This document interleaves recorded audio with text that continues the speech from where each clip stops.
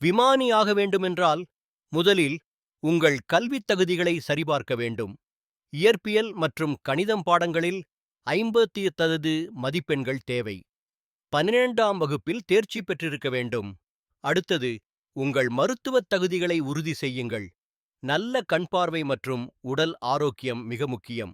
DGCA அங்கீகாரம் பெற்ற மருத்துவர்களிடம் வகுப்பு 1 மற்றும் வகுப்பு 2 சான்றிதழ்களைப் பெற வேண்டும்.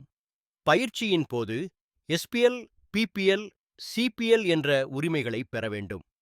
சிபிஎல் பெற 2 மணி நேரம் விமானம் ஓட்டிய அனுபவம் தேவை. இந்தியாவில் விமானி பயிற்சி செலவானது Rs.40 லட்சம் முதல் Rs.1 கோடி வரை இருக்கலாம்.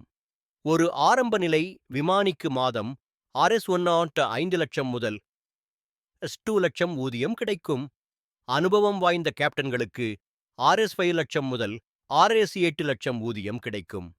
இந்தியாவில் சிறந்த விமான பயிற்சி பள்ளிகள் என்ன என்பதைப் பற்றி மேலும் தெரிந்து கொள்ள விரும்புகிறீர்களா?